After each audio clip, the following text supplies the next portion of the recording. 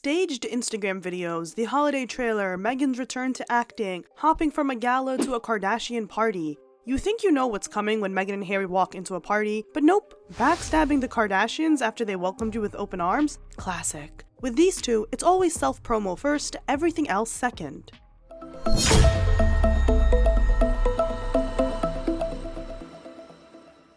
Hey everyone, welcome back to Scandalous Media. It's Angela here, and sorry if I sound a little different. I'm a bit under the weather, but I'm excited to get my mind off of it and dish out all this gossip with you. Meghan Markle and Prince Harry have officially lost the plot.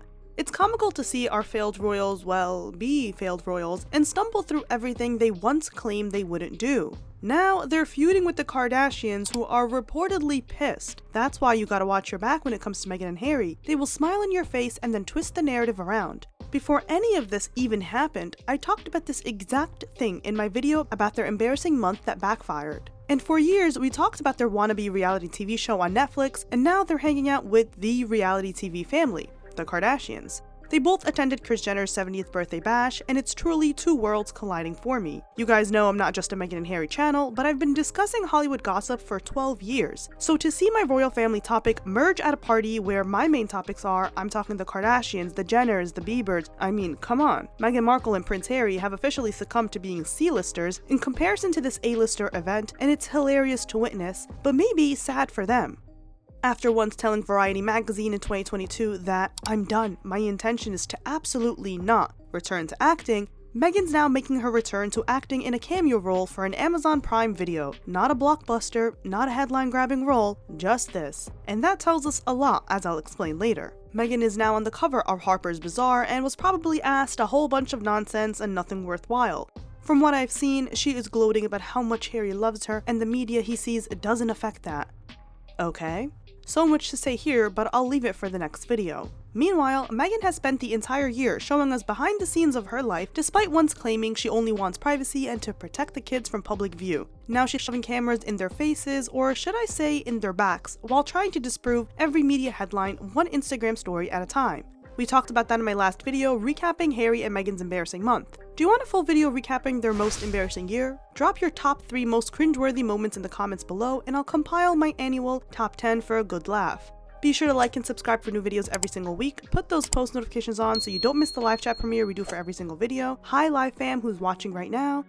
And follow us on our social media. At this point, Meghan and Harry know that they have to start networking fast because clearly, as ever, and with Love Meghan, are not giving financial stability for the long run. And Meghan's return to acting tells us that they're truly exhausting every last corner for some quick cash.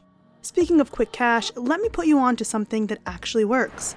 This video includes a paid partnership with Free Cash, and I'm genuinely excited to show you this because it's something I've used in the past. Free Cash is an online platform where you can earn real money by doing simple tasks, things like filling out surveys, testing apps, or playing mobile games. For every task you complete, you get free cash coins, and you can cash those out for real money, crypto, or even gift cards. I started using it because it's flexible, like I can do this while I'm watching TV, traveling, or just waiting around, and it fits right into my day without me trying. Once you sign up, you'll see all these different offers on the homepage. I've been playing Animals and Coins and Mergin, and the payouts actually build up pretty fast. And yes, I had my little "is this legit" moment, but Free Cash has a 4.8 star rating on Trustpilot with thousands of positive reviews, so that pretty much says it all. Here's my progress so far. I made $5 just for downloading and starting a game, plus when I made a couple of small in-app purchases to speed things up, Free Cash actually gave me bonus rewards. There are even extra bonuses you can earn if you hit certain levels within a time limit. And when it's time to cash out, it's super fast. I easily withdraw the amount through PayPal, but you can also choose crypto or gift cards if that's more your thing.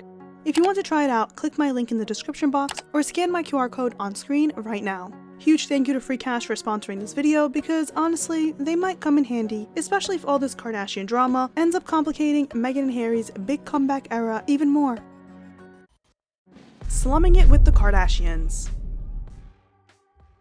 For a very long time, the Kardashians were looked at as the wasteland of Hollywood. They were considered trashy, good-for-nothing, no-talent celebrities until they all worked their way up and dominated in multiple categories while still transitioning their reality TV show brand into a look at us being powerful and rich type of lifestyle as opposed to the trashiness we all know and loved. Tapes, baby daddy scandals, alcohol problems, cheating, and so much more. They're respected for the most part because they each have their niche, which they claim. Kim with Skims, Kylie with Kylie Cosmetics, Kendall with modeling, Khloe with Good American Genes, Kourtney with complaining about being a Kardashian, and Kris, the ringleader behind it all. And I suspect that's the outcome Meghan believes she can achieve, which is why she keeps going after a full year of fails and her embarrassment mirrored back to her. I wonder if Meghan catered the wine at the party or not, since she's still desperately trying to make as ever happen. Maybe she was handing out samples by the bar. Hi, I'm Meghan, Duchess of Discount Rosé. Kris's birthday theme was a James Bond 007 theme, but Meghan and Harry had just attended the Baby to Baby Gala where they posed with Serena Williams, and this is relevant information for later. Meghan wore this tight long-sleeved black top with a midi skirt, and Harry wore a tuxedo with a poppy pin to it. The events took place the weekend of Remembrance Day in the UK. As they arrived at the party, Meghan couldn't contain her smile, while Harry looked like he was being paraded around. Does he look that happy to you here? Look at the difference between their faces. She's happy to finally attend Jeff Bezos' mansion in Beverly Hills, where the party took place, considering she was reportedly not invited to Bezos' 60th birthday party last year, held near their Montecito home. Royal expert and biographer Tom Bauer said that Meghan has become not so much a guest for hire, but a guest searching for publicity. And this time, she has landed a major party trophy. For the first time, she is mixing with A-list celebs. That's a great coup for a duchess searching for security and approval. A source tells Closer magazine that Harry was like a fish out of water at the party, completely awkward as he mingled with actors, reality stars, and influencers. Not exactly what he imagined when he and Meghan moved to California to escape the spotlight and focus on family. The source made it clear that Harry has nothing against the Kardashians themselves, but the whole scene was just not his vibe. Meghan, on the other hand, totally in her element. According to The Insider, it was a dream night out for her, leaving starry-eyed and gushing about all the amazing connections she's made, convinced the sky's the limit now and that they've officially been welcomed into Kris Jenner's high-powered clique. Well, don't hold your breath now, Meghan. Meghan didn't wear a poppy and her reps claimed that it was because it was too hard to find in the States. Yup, that's a real story. Apparently, America's a secluded island with no access to the outside world. A quick scroll on Amazon and you can easily get them anywhere, so I don't know where she was going with that excuse.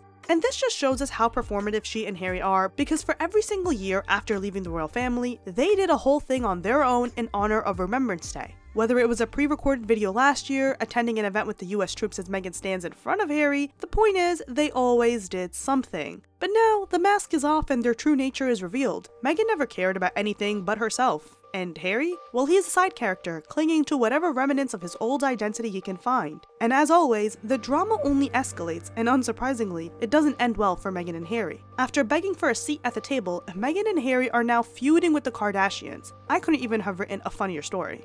At first, Kris Jenner didn't even acknowledge them in any of her posts, and she posted a lot. 2 very long, lengthy Instagram posts, 40 pictures in total, and the alleged royalty weren't in them. But then, more photo dumps came, and in one of them, Meghan and Harry were posing with Kris Jenner in the middle. Then there is this photo with Meghan with that trademarked claw on Kris Jenner's back, giving a big old smile and laughing while Harry is, well, you tell me what he's doing. They look like they're dancing with her while no one else in the background seems to care, a relevant fact for later. Then there is this photo of Kim Kardashian and Meghan, originally posted by Kim. Meghan has a huge smile on, like her dream came true. She's actually been let inside the party and is posing with an A-lister. She literally looks like a fan, and it's interesting how much life has humbled her, because once upon a time, it seemed like she thought she was too good for Kim, and I'll explain that later in the video. Kim, on the other hand, has her usual Kim pose, but I feel like she looks uncomfortable. It has nothing to do with her hand on her stomach, as she was posing like that in several pictures, but knowing what I know about Kim and her family, I know they don't like people like Meghan, especially with Meghan's reputation in Hollywood, which she definitely lived up to as the events unfolded. Harry's in the background looking goofy as always, mid-conversation. I mean, listen, if he's having fun, then sure, go for it. Here, Meghan looks like she's having an amazing time with her typical wide stance, reaching out to hug another guest with a drink in hand. An insider told Page 6 that Meghan was definitely in networking mode and that she schmoozed with a lot of power players. Then came the deletion. Kim and Kris quietly and almost immediately deleted photos of Meghan and Harry from the party, and here's where the drama starts. Page 6 reports that a rep for Meghan and Harry actually asked them to delete the Instagram photos. Playing victims, a source for them said they don't want to piss off the royal family while they are trying to reconcile. What an insane thing to even say, considering they were photographed going to the event and Harry wearing a poppy, so clearly he's making a public statement knowing he is going to be photographed. It's not like he was in his PJs when the photos were being snapped, and Meghan with that huge glare and smile she gives whenever she sees the cameras. The type of smile that needs her literally physically removed from the red carpet and being told to keep it pushing. It's like they want people to hate on the royal family and blame them for Meghan and Harry not being able to have fun. How do you attend a Kardashian-Jenner party and still find a way to blame the royal family? Page 6 also reports that the photos were removed out of respect for Britain's Remembrance Day. Again, they were both photographed attending the party, so if they didn't want anything posted, it was merely performative, as everything they do is. A source also previously said that palace insiders weren't thrilled about their glitzy night out, calling it so tacky, and that it truly shows that Harry is so far removed from the rest of the family. And I know to people who don't have any context when it comes to Meghan and Harry, they'll react exactly how Meghan wants them to, blaming the uptight royal family. She's banking on people twisting this into yet another royal family at fault narrative, while behind the scenes, she's doing what I assume she did at the party, smiling in your face while plotting how to spin it against you in the public eye. Back in October, a source told Page 6 that Meghan has been quietly supporting Harry's efforts to mend fences with his family, particularly his father, saying they need the royal family. Meghan is aware of that. Why quietly? Because if Meghan supports this in public, it proves that all her claims against the family have been BS all along. Now, Meghan and Harry's reps are saying that no one asked for their permission to be photographed, that they didn't know they were going to be photographed, and a whole bunch of bullshit. You don't go to a Kardashian party and assume you're not going to be photographed. This is like going to a concert and expecting peace and quiet. As to how no one can see through their BS truly baffles me. An invitation to the party posted on Cassandra Gray's Substack states, "To ensure that all guests fully enjoy the evening and maintain everyone's privacy, please note that phones will not be permitted during the event. Upon arrival, there will be a phone check-in." Knowing how Meghan loves to be the director and videographer of her own life, I know that pissed her off, because that means she'll be perceived by other people and not through the lens she desperately tries to control. Also, how is she gonna have any Instagram reel material if her phone is checked in? And don't forget, she literally filmed her own proposal. Any non-interview footage in their Netflix documentary came straight from Meghan. Vertical iPhone videos, random selfies, all of it. And let's not forget, she fell out with the original director of their soap opera, Harry and Meghan, because Garrett Bradley actually wanted to film them, and Meghan and Harry refused. The end result? All the content is being supplied to us by Meghan. Meghan filming, her POV, her lens, her story. But you don't play that game with industry veterans like the Kardashians, and that's why I'm betting that Meghan and Harry will once again lose this war. From partying with the Kardashians to feuding within 24 hours. Kim Kardashian is reportedly pissed off with how Meghan is acting and spinning the story around. An insider said, Kim was like, "You've already been photographed outside the party, and you were at the Baby to Baby event the same night being photographed, like Meghan Trainor and Paris Hilton, so what's the problem?" That is such a Kim quote, so I totally believe that she said that. But here's the crazy part. We all know that People magazine is not only one of Meghan and Harry's favorite outlets to exclusively tell info directly, as we've seen in the past, but it's the go-to for all these celebs. I call it Publicist Central, because if a publicist got a story they want the people to hear, chances are they also got People magazine on speed dial. So they post, "People understands that the Duke and Duchess of Sussex didn't agree to have photos of them taken inside the party shared, and checked no on a photo consent form, leading to the images posted on Instagram to be removed. However, a source close to the event refutes that claim, telling people there were no consent forms." Someone is lying. So basically, someone is lying, and I'm willing to bet money it's the ones that have quite the track history of lying in court about wedding dates, events, how things happen, literally anything you could think of. Do you know how insane it is for your preferred outlet of choice to, in the same breath, say that an insider close to the event says, actually, there were no consent forms? And why would there be? This isn't an elementary school play. This is literally a party with billionaires present. In all my years of covering Hollywood, I have never heard of an elite party like this passing out consent forms. They're probably passing out caviar and gold-encrusted sandwiches. But consent forms? Really, Meg? In that alleged creative brain of yours, that's all you could come up with? Good thing she don't get paid for thinking. At an event where literal A-listers are present, I'm talking the Biebers, Beyonce, Jay-Z, Mariah Carey, Jeff Bezos, Oprah, Adele, Paris Hilton, Snoop Dogg, Gayle King, Mark Zuckerberg, and so many more. Somehow, D-listers Meghan and Harry were the loudest with making it all about themselves in this fake quest for privacy. TMZ also exposed them, saying that, matter of fact, they weren't ducking cameras at the party, but were rather more than happy to be snapped all night long. A TMZ source calls BS on the claim that Harry and Meghan were photographed at Chris's party even though they wrote no on their consent form, saying that that can't be true because there was no form.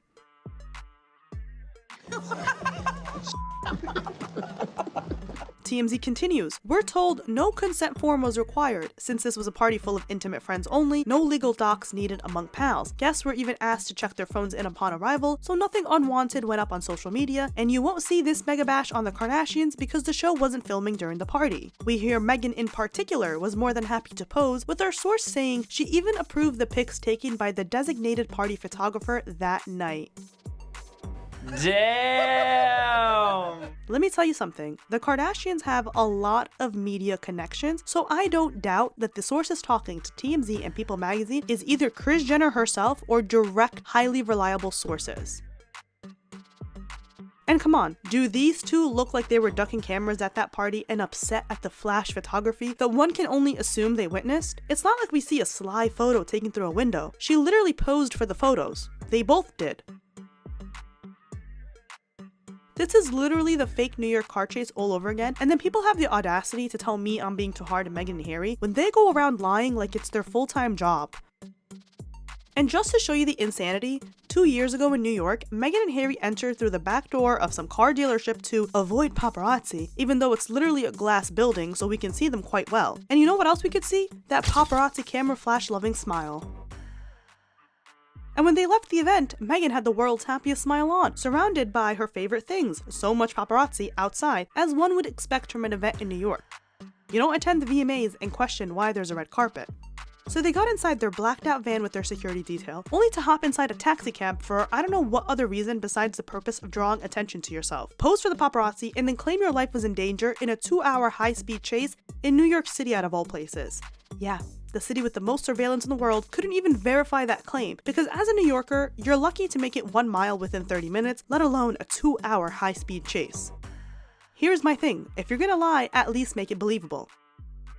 But back to TMZ, they said that the following day after the photos were published, Meghan and Harry were concerned about the optics of the photos as the party went down on the eve of Remembrance Day, England's version of Veterans Day, and as a result, they asked the Kardashians to take down the pics. So because you're insecure and make up scenarios in your head, or as the late Queen Elizabeth would have said, recollections may vary, you want to find a scapegoat and you want to point at the Kardashians.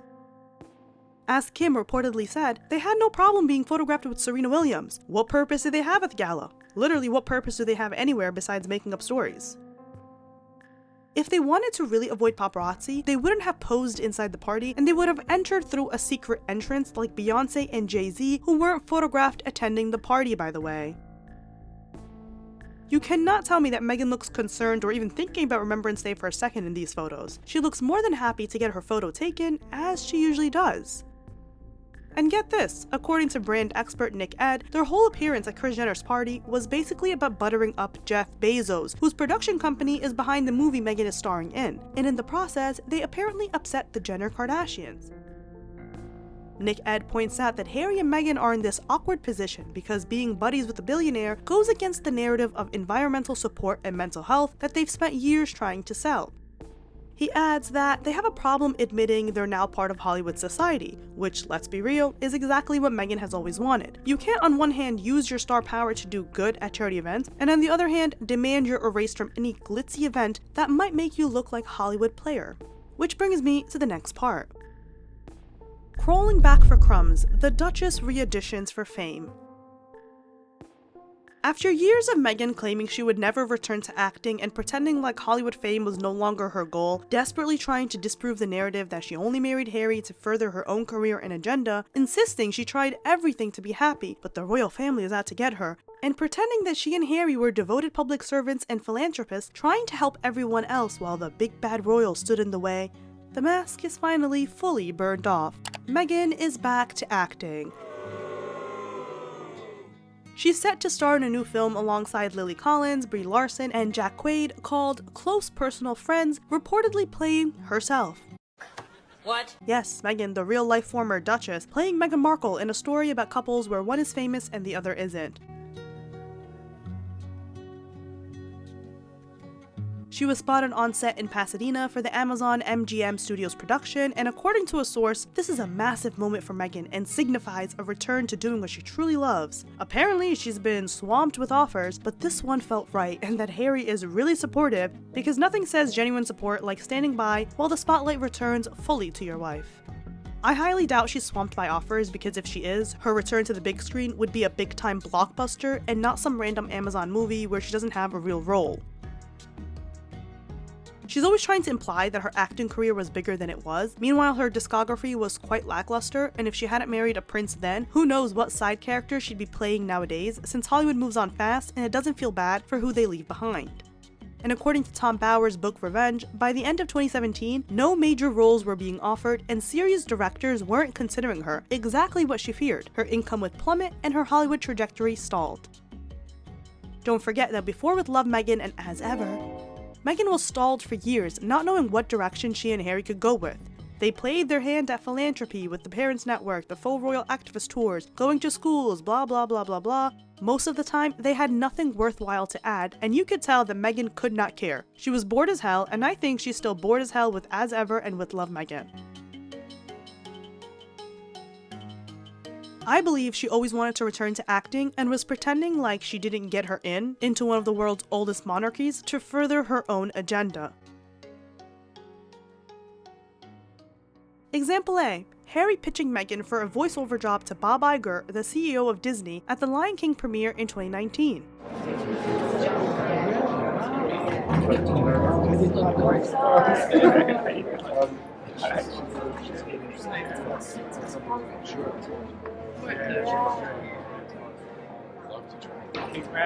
Bob's face while Harry is saying, "You know she does voiceovers," is priceless, because no, why would he know that? To his knowledge, she was a working member of the royal family who had a different job to do, one she found an issue with at every point. The whole time, Bob is looking at Harry in disbelief as he continues to ramble on and on while Meghan is talking of Beyonce and Jay-Z on the side. I bet they thought, soon enough we'll have the whole world under control, that'll show William and Elizabeth. Example B, also at the Lion King premiere, Harry, alongside Meghan, could be heard pitching her again, saying, "Next time anyone needs any extra voiceover work," and then Meghan makes a joke saying, "That's really why we're here, to pitch." Take a look. Next time anyone needs any extra voiceover. Yeah, that's really why we're here, it's the pitch. Just no skull. They were talking to Jon Favreau, who's a huge filmmaker heavily involved with the Marvel Cinematic Universe and Disney+. Meghan ended up getting the gig to narrate for the Disney nature documentary film Elephant, released on Disney Plus in April 2020. I'm really grateful to have the opportunity to be a part of bringing this story of elephants to life. I've been very lucky to be able to have hands-on experience with elephants in their natural habitat when you spend time connecting to them and the other wildlife. At the time, I remember that Meghan and Harry tried to make it seem like everyone wanted them and they held the power here, but little by little, they disproved all their credibility when their intentions were exposed to the world. The disastrous Oprah interview that backfired hard, their Netflix soap opera had more lies than takes, Harry's memoir Spare showed that no matter how much of your family's dirty laundry you're willing to expose, you're still a privileged crybaby who needs to grow up and stop doing your wife's dirty work. I mean, you guys have to remember, before this little rebrand of theirs, their whole thing was devoted to spreading awareness against racism and Harry trying to check himself for his unconscious bias. Suddenly, the philanthropy is thrown out the window, and they're partying with the Kardashians and filming for Amazon. The jokes write themselves. With Love, Snoozefest.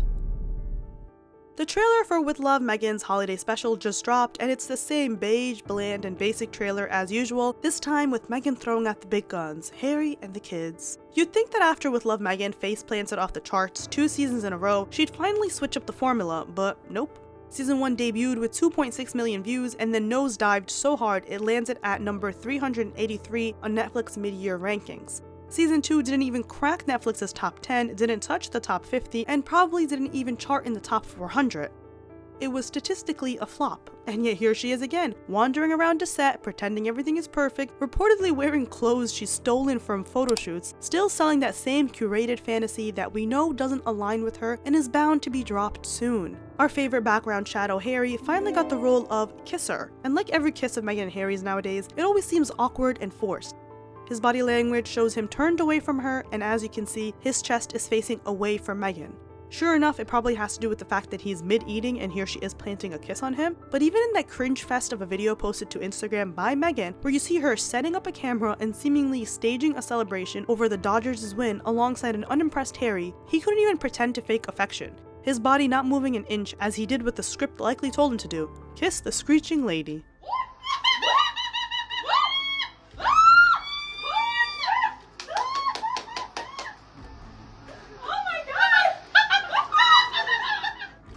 I don't know what the that was. The entire show is giving the same old story, with nothing more of Meghan to add besides lackluster responses she seems to say in a monotone voice.